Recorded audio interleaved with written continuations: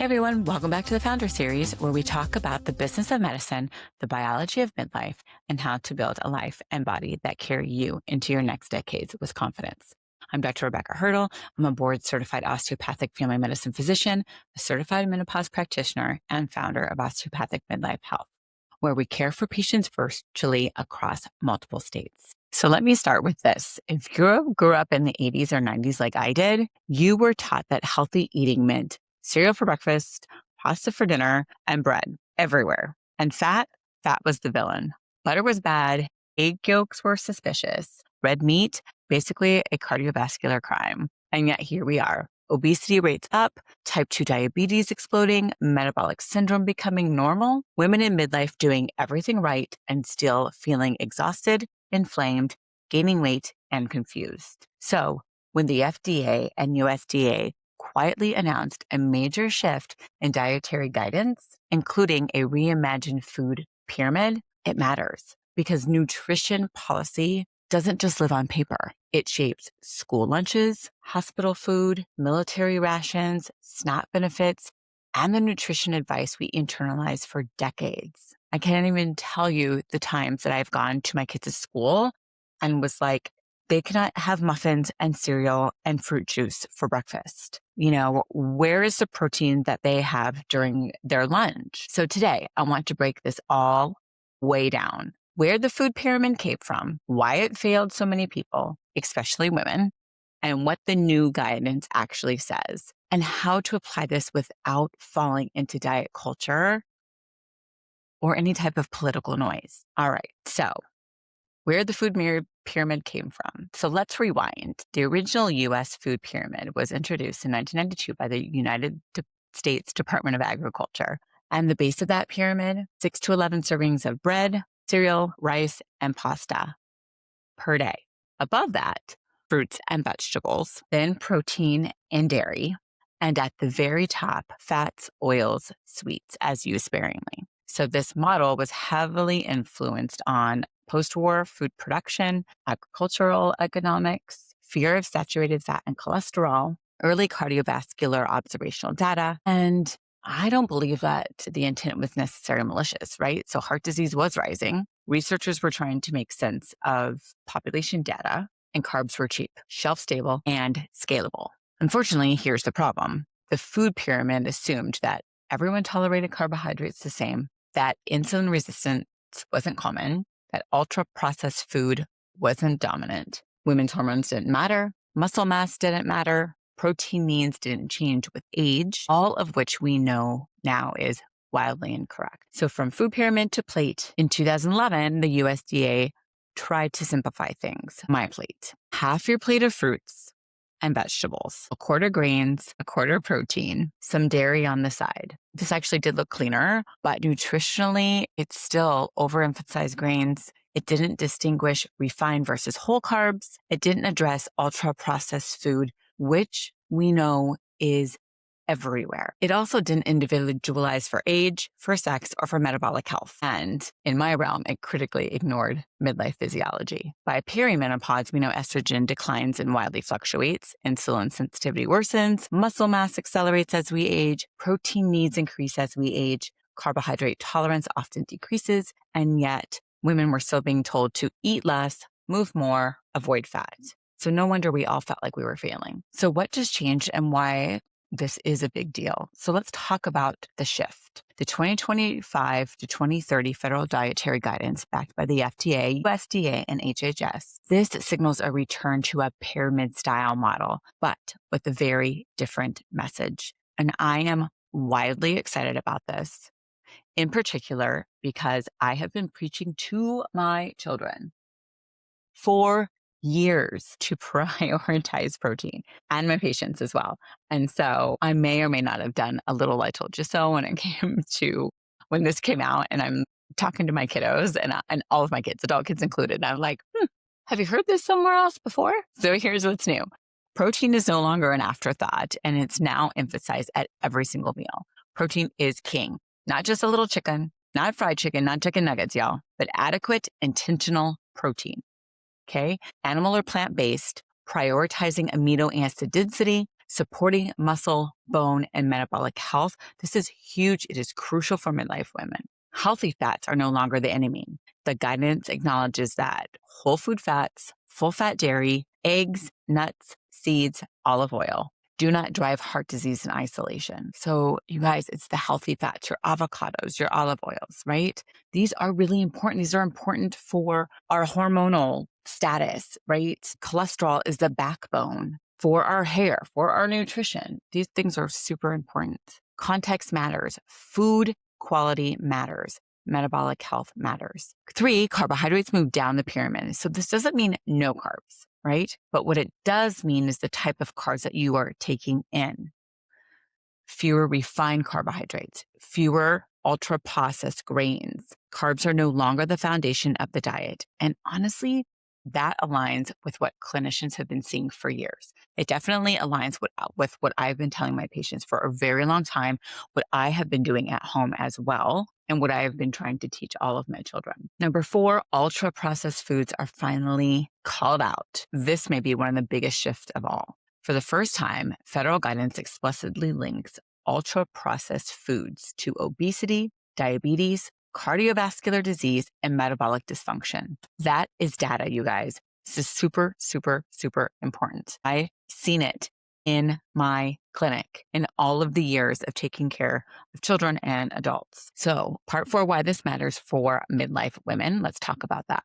So let's make it practical. In perimenopause and menopause, you lose muscle faster if you are not taking care of it. Partly because we are aging. So as we age, we start to lose more muscle mass. That's sarcopenia I've talked about before. It changes your basal metabolic rate. That drops. Blood sugar regulation changes. Sleep disruption worsens insulin resistance as well. Chronic stress amplifies inflammation.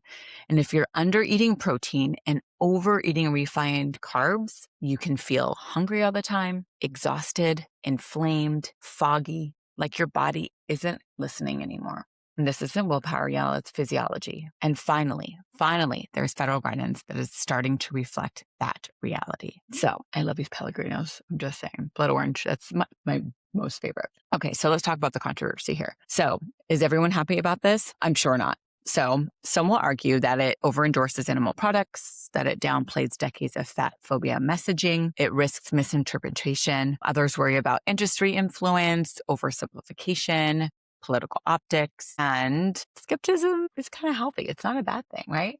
Nutrition science evolves. Guidelines lag behind the data, and no pyramid will ever replace individualized care. That's super important to understand. But pretending that the old model work is just honestly not honest. So how do I want to use this? This is my founder's take. Don't obsess over the pyramid, but instead, and this is stuff that I have been constantly educating my patients about anyway. Eat real food, prioritize protein, include your healthy fats, choose carbs intentionally. Your lower glycemic carbohydrates, like your berries, right? Your strawberries, your blueberries, your raspberries, they have a lower glycemic index, especially for those who are insulin resistant. Avoid ultra-processed foods when you can, and stop blaming yourself for things like biology, right? Nutrition isn't morality, food isn't punishment, and midlife isn't the beginning of a decline. We all know it's a recalibration. So let's talk about the founder's business piece. So let's talk business, because this is the founder series. So let me start with a question. What do you think the food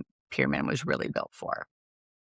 Because it wasn't just for patients. It wasn't just for public health. I believe is built for scale, systems, supply chains, government programs, and massive food economics. And that's where I feel like this gets a little interesting, because nutrition guidelines are not just health advice. They are business decisions. They shape what schools buy, what hospitals serve, what insurance reimburses, what companies manufacture, and what consumers believe is healthy. So when the FDA and the USDA change the message, even subtly, it sends shockwaves far beyond your plate. So today we're talking the history of the food pyramid, why it failed human biology, why it worked for systems, what's changing now, and what this means if you're a founder, clinician, or business owner operating in health, wellness, or food. So like we said, the original food pyramid, introduced in 1992 by the United States Department of Agriculture, placed grains at the base, like we said, 6 to 11 servings. But from a systems perspective, it made sense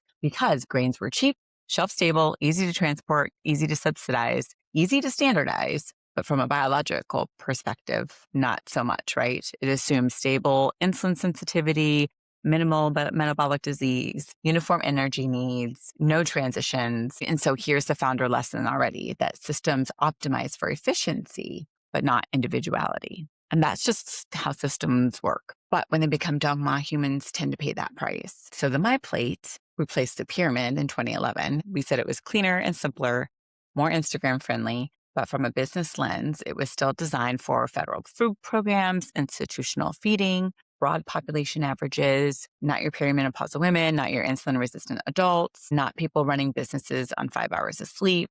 And this is the theme you'll hear me repeat, that if advice works for everyone, it works optimally for no one. So the shift and why it's not just about food is the newest guidance to something subtle but powerful. It elevates protein, it rehabilitates fat, it de-emphasizes refined carbs, calls out ultra-processed foods. That is not just a nutrition pivot. It really is a supply chain pivot. Because when you say eat real food, prioritize protein, reduce ultra-processed foods, you're challenging things like food manufacturers, subsidy structures, institutional contracts, billion-dollar industries. That is why change took decades. So this is your founder's takeaway. Big systems do not change until pressure exceeds profits. So nutrition guidelines lack reality. And as founders, clinicians, and operators, we can't wait for policy to catch up.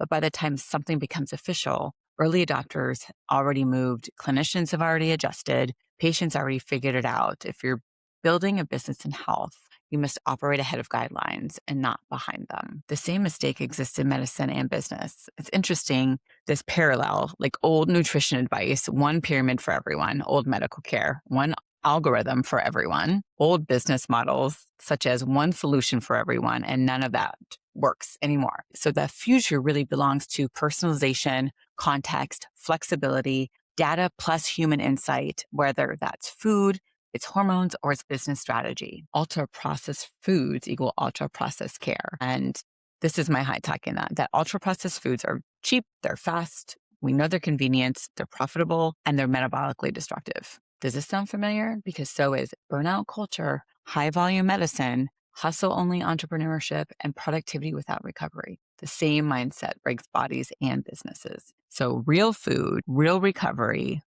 real sustainability. So what this means for midlife women in midlife and women founders, well, midlife women are often those that are running the households, running businesses, caring for kids and parents, navigating their hormonal shifts.